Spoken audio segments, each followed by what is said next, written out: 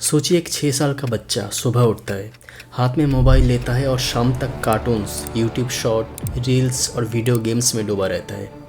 दिन के कम से कम 3 से 4 घंटे स्क्रीन के सामने। अभी आप सोच रहे होंगे तो क्या हुआ, सभी बच्चे आजकल ऐसे ही तो करते हैं। लेकिन ज़रा गौर से देखेंगे तो उस कार्टून में रोज़ किसी न किसी को मार पड़ती है, वीडियो गेम में हर सेकंड गोलियां चल रही है और यूट्यूब शॉर्ट वीडियोस में एग्रेशन, गालियाँ और नेगेटिव कंटेंट से भरा हुआ है। एक रिपोर्ट के मुताबिक बच्चे हर घंटे 25 बार किसी न किसी फॉर्म में वायलेंस देखते हैं। सिर्फ 12 साल की उम्र तक एक आम बच्चा टीवी पर 8000 मर्डर्स देख चुका होता है। जब उन्हें बार बार स्क्रीन पर वायलेंस, मारपीट, गुस्सा और बदतमीज़ी दिखती है तो वो उसे ही नॉर्मल समझने लगता है। टीवी शोज़, वायलेंट कार्टून्स और वीडियो गेम्स उनके दिमाग में ऐसा पर्सपेक्टिव क्रिएट करता है जहाँ प्रॉब्लम सॉल्विंग का मतलब होता है मार के ख़त्म करना। हम सोचते हैं कि मीडिया एक सेफ़ जगह है जहाँ बच्चे बिज़ी रहते हैं, लेकिन असल में ये मीडिया ही वायलेंस को नॉर्मल बना रहा है। क्या मीडिया इनोसेंट है या मीडिया ही जिम्मेदार है हमारे वायलेंट होने पर? is issuing an urgent warning about a violent online network. Online safety has become They are spreading rapidly across the country and around the world.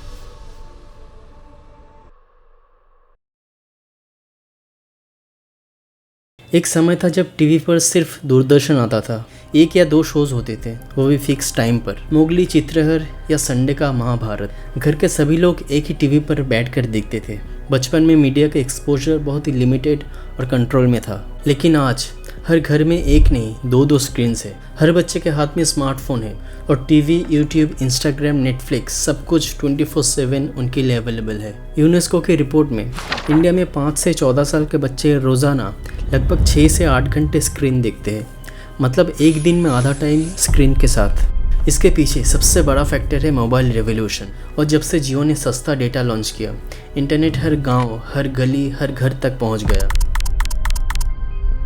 पहले जहां 1 GB डेटा भी महंगा लगता था, आज लोग 3 से 4 GB डेटा हर दिन कंज्यूम कर रहे हैं। और ये कंजम्पशन सबसे ज़्यादा हो रहा है वीडियो कंटेंट में।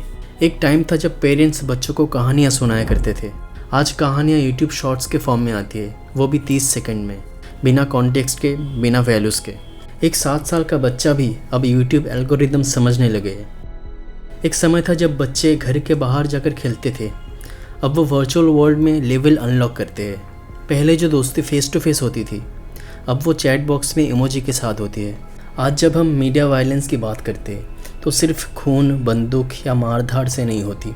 वायलेंस अब सटल भी होती है, जैसे बदतमीज़ी, बेइज्जती करना, गाली देना या दूसरों को नीचा दिखाना। और सबसे पहले शुरुआत होती है कार्टून से। शिनचैन को ही देख लीजिए, हर एपिसोड में माँ बाप की बात नहीं मानता, टीचर्स का मजाक उड़ाता है और लड़कियों के पीछे भागता है। डोरेमोन में नोबिता हमेशा चीट करता है, शॉर्टकट्स लेता है और उसे मैजिकली हर प्रॉब्लम का सलूशन मिल जाता है। इससे बचपन में पेशेंस और हार्डवर्क की वैल्यू गायब हो जाती है। ये सब चीज़ें फ़नी के रूप में दिखाई जाती है, लेकिन असर होता है सबकॉन्शियस दिमाग पर। एंटरटेनमेंट के नाम पर वायलेंस के इंजेक्शन दिया जा रहा है बच्चों को। बात करते हैं हिंदी सीरियल्स की, नागिन, क्राइम पेट्रोल, सावधान इंडिया। ऐसे शोज़ में या तो सुपर नेचुरल रिवेंज होता है या फिर रियल लाइफ मर्डर, बिट्रेयल और रेप जैसी क्राइम्स। अक्सर ये शोज़ प्राइम टाइम पर चलता है, जब पूरे परिवार टीवी के सामने होता है और बच्चे साइलेंटली सब कुछ देख रहे होते हैं। एक बच्चा जब रोज़ देखता है कि प्रॉब्लम का सल्यूशन सिर्फ बदला या हिंसा होता है, तो वो वही सीखता है। फिर आते हैं बॉलीवुड और साउथ की फिल्म्स। एक्शन हीरोज़ जो एक बार में 10 आदमियों को उड़ा देता है बिना किसी कॉन्सिक्वेंस के। एक छोटा बच्चा जब ये सब देखता है तो सोचता है रियल हीरो बनना है तो पहले बैडस बनना पड़ेगा। और मूवीज़ में लड़कियों को छेड़ना या उनका पीछा करना बहुत ही नॉर्मल माना जाता है। वीडियो गेम्स में भी यही हाल है। फ्री फायर, पबजी, GTA, ये गेम्स बच्चों में एग्रेशन को नॉर्मल बना दिया गया है। रोज़ 4 से 5 घंटे वर्चुअल दुनिया में मारकाट, लूट, फायरिंग चलती रहती है। ये गेम्स ऐसे बनाया गया है कि प्लेयर्स बिना सोच विचार के रिएक्शन में शूट करें। साइंस कहता है ऐसे रिपीटेड एक्सपोजर से बच्चों का दिमाग डिसेंसिटाइज्ड हो जाता है। उन्हें असली लाइफ में वायलेंस देखकर शौक नहीं होता, क्योंकि उनका ब्रेन ऑलरेडी ट्रेंड हो चुका होता है। और सब मिलकर एक डिजिटल दुनिया बनाते हैं जहाँ violence is not only accepted, it's celebrated. आज तक दुनिया भर में हज़ारों स्टडीज़ हो चुकी है जिसमें एक ही चीज़ बार बार सामने आई है, बच्चे वही सीखते हैं जो वो देखते हैं। सबसे पहले बात करते हैं एक लेजेंडरी साइकोलॉजिस्ट एल्बर्ट बंडूरा की, जिन्होंने 1961 में एक पाथ ब्रेकिंग एक्सपेरिमेंट की, बोबो डॉल एक्सपेरिमेंट, जहां एक ग्रुप ऑफ बच्चों को एक वीडियो दिखाया गया जिसमें एक एडल्ट इंसान एक बड़ी सी प्लास्टिक डॉल को मार रहा था, उसे पंच कर रहा था, लात मार रहा था बिना किसी वजह के। फिर जब उन्हीं बच्चों को वैसे ही बोबो डॉल के साथ खेलने भेजा गया तो क्या हुआ, वो बच्चे भी उसी तरह वायलेंट हो गए। उन बच्चों ने भी डॉल को मारना, धक्का देना, पंच करना शुरू कर दिया था, जैसे उन्होंने टीवी पर पहले देखा था। बंडूरा ने इसे कहा ऑब्जर्वेशनल लर्निंग, यानी हम देख कर सीखते हैं, समझ कर नहीं। ये एक्सपेरिमेंट मीडिया के इफेक्ट को समझने के लिए एक फाउंडेशन बन गया था। आज की दुनिया में मीडिया बस एक डॉल तक सीमित नहीं है, अब हर बच्चे अपने हाथ में मोबाइल लेके बैठे, जिसमें 24/7 एक्सेस है वायलेंस, एग्रेशन और सेक्सुअल कंटेंट का। स्टडीज़ ने यह पाया कि मीडिया वायलेंस देखने के कुछ खास साइकोलॉजिकल और न्यूरोलॉजिकल इफ़ेक्ट्स होते हैं। Number 1, desensitization. जब एक बच्चा रोज़ टीवी पे या गेम्स में मारकाट देखता है तो उसका ब्रेन ग्रेजुअली उस वायलेंस की आदी बन जाता है। वो शौक या घबराहट जो हमें पहले होती थी अब नहीं होती, वायलेंस उनके लिए नॉर्मल बन जाता है। Number 2, violence as problem solver. जब हर मूवी में हीरो गुस्सा होकर सब कुछ सॉल्व करता है तो बच्चा सीखता है कि गुस्सा करना ही सही है, मारना पीटना सल्यूशन है, बात करने की ज़रूरत नहीं है। नंबर 3, एग्रेशन एंड फियर दोनों बढ़ता है। हिंसा सिर्फ एग्रेसिव नहीं बनाती, वो डर भी पैदा करती है। इससे होता है anxiety, overthinking, imagination gets shut down. जब एक बच्चा टीवी या मोबाइल पे विजुअल्स देखता रहता है तब उसके ब्रेन को कुछ सोचने की ज़रूरत नहीं पड़ती, विजुअल्स सब कुछ उसके सामने होता है। लेकिन जब वो कोई कहानी सुनता है या पढ़ता है तो उसे सोचना पड़ता है, इमेजिन करना पड़ता है। तो जब स्क्रीन पे हमेशा रेडीमेड एंटरटेनमेंट मिलता है तो इमेजिनेशन ग्रेजुअली सो जाती है। रिसर्च कहता है कि इमेजिनेशन ही फाउंडेशन है क्रिएटिविटी और इंटेलिजेंस का। 2017 की एक स्टडी में देखा गया था कि जो टीनेजर्स रोज़ 3 घंटे से ज़्यादा वायलेंट कंटेंट देखते हैं उनमें एग्रेशन लेवल 2 गुना ज़्यादा होते हैं उन बच्चों से जो नॉन वायलेंट या एजुकेशनल कंटेंट देखते हैं। एक रिसर्च के मुताबिक एक अमेरिकन बच्चा 12 साल की उम्र तक 8000 मर्डर्स देख चुका होता है और जब तक वो 18 का होता है 2 लाख से ज़्यादा वायलेंट एक्ट देख चुका होता है टीवी, मूवीज़ और गेम्स के ज़रिए। इंडिया में भी हालत कुछ अलग नहीं है। क्राइम पेट्रोल जैसा शो जहां rape, murder, betrayal, acid attack और किडनैपिंग जैसे विजुअल फुल डिटेल्स में दिखाए जाते हैं। 10 साल के बच्चे भी बड़े इंटरेस्ट के साथ ये देख रहे होते हैं। कोविड-19 लॉकडाउन के बाद से इंडिया में गेमिंग का एक बड़ा ट्रेंड चला था। एक रिसर्च कहता है कि 2020 के बाद इंडिया में गेमिंग ऐप डाउनलोड्स में 45% का जंप आया है। और सबसे पॉपुलर गेम कौन से है? Free fire, call of duty, PUBG, जिसको इंडिया में बैन भी किया गया था, फिर भी लोग वीपीएन के साथ खेल रहे थे। इन गेम्स में क्या होता है? मारना, लूटना, बम फोड़ना और रिवेंज लेना। एक रिपोर्ट कहता है कि इंडिया में 1 out of 4 teens gaming addiction का शिकार है। ये एडिक्शन ना सिर्फ उनका टाइम खा रहा है बल्कि उनका दिमाग भी वायलेंट और इम्पल्सिव बना रहा है। आप सोच रहे होंगे कार्टून हार्मलेस होते, गलत। Shinchan, Doraemon, Oggy and the cockroaches सब कार्टून्स में बदतमीजी, डिसरिस्पेक्ट और हाइपर बिहेवियर को फ़नी बना दिया गया है। वो मजाक लगता है लेकिन बच्चा हर चीज़ को रियलिटी समझता है। तो जब वो देखता है कि शिनचैन अपनी माँ से चीख रहा है या स्कूल में रूल्स तोड़ रहा है तो वो भी वैसे ही बिहेवियर को अडॉप्ट कर रहा है, चाहे वो एनिमेटेड वायलेंस हो या फिर realistic crime. Long term impact दोनों में ऑलमोस्ट सेम होता है। अब सवाल ये उठता है कि बच्चे मीडिया वायलेंस से इतने एक्सपोज क्यों हो रहे हैं? तो जवाब है घर से। आज के ज़माने में ज़्यादातर पेरेंट्स दोनों काम पर जाते हैं। ऑफिस का स्ट्रेस, घर के काम का प्रेशर, और उसमें सबसे आसान सलूशन कौन से है? बेटा ये मोबाइल ले लो, गेम खेल लो, यूट्यूब देख लो, बस चुप रहो। मोबाइल बच्चों के लिए डिजिटल पैसिफायर बन गया है। रोना बंद, शोर बंद, बस एक स्क्रीन सब कुछ कंट्रोल कर रहा है।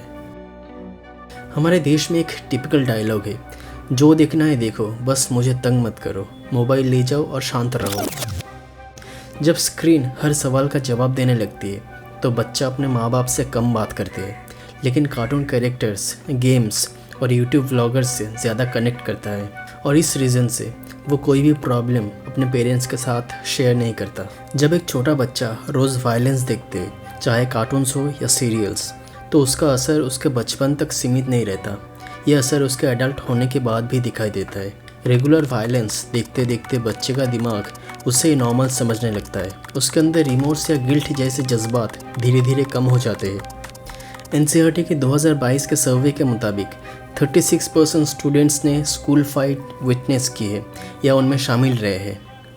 टीचर्स और पेरेंट्स कंफ्यूज रहते हैं, ये बच्चे इतना गुस्सा क्यों करता है, जबकि जवाब है वो स्क्रीन पे वही सीख रहा है जो वो प्रैक्टिस कर रहा है।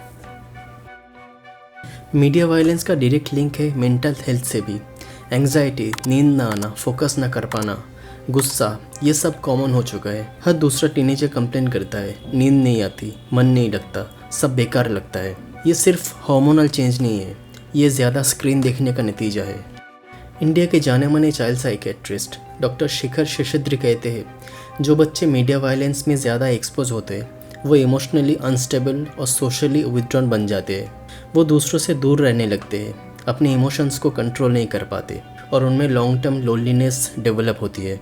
और अगर समय पे इसे हैंडल ना किया गया तो ये बच्चा क्रिमिनल या डीपली डिप्रेस्ड एडल्ट बन सकते हैं। स्क्रीन बच्चों को बस दिखाता है, टीवी और मोबाइल विजुअल्स रेडी बना कर देता है और दिमाग सिर्फ कंज्यूम करता है। लेकिन जब बच्चा कोई कहानी सुनता है तो वो अपने आँखों से नहीं दिमाग से देखना सीखता है। उसके मन में इमेजेस बनते हैं, सीन्स तैयार होते हैं और इमेजिनेशन स्ट्रांग होता है। वैसे ही जब हम बहुत ज़्यादा रील्स या शॉर्ट वीडियोस देखते हैं तब ब्रेन की वायरिंग धीरे धीरे बदलने लगती है।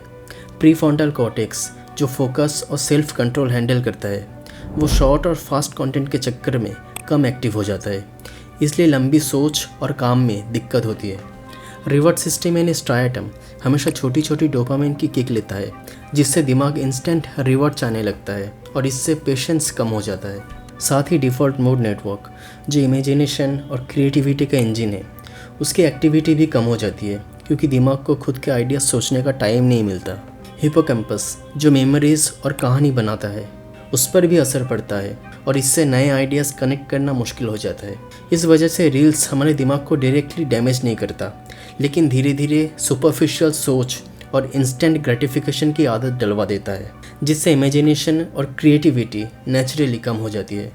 रिसर्च कहता है जो बच्चे स्क्रीन कम यूज़ करते उनमें लैंग्वेज स्किल, क्रिएटिविटी और फोकस ज़्यादा होता है। उनमें क्यूरियोसिटी बची रहती है, वो हर चीज़ को एक्सप्लोर करना चाहते हैं, ना कि सिर्फ एक स्क्रीन के पीछे बैठकर दुनिया को देखना।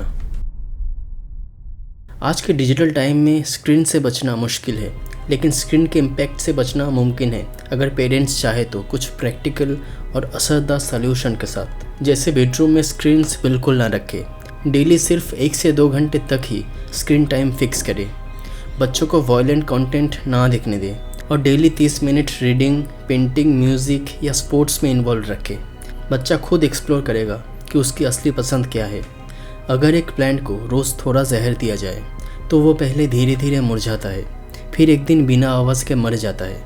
बच्चे भी वैसे ही है, रोज़ थोड़ी थोड़ी वायलेंस, नेगेटिविटी उसके स्क्रीन के ज़रिए उसके अंदर जाता है और फिर वो बदलते हैं बिना किसी हंगामा के। आपको पता भी नहीं चलता और आपका बच्चा एक इमेजिनेटिव, एम्पैथेटिक, क्यूरियस माइंड से एक चुप, एग्रेसिव या इमोशनली डिस्कनेक्टेड इंसान बन जाता है।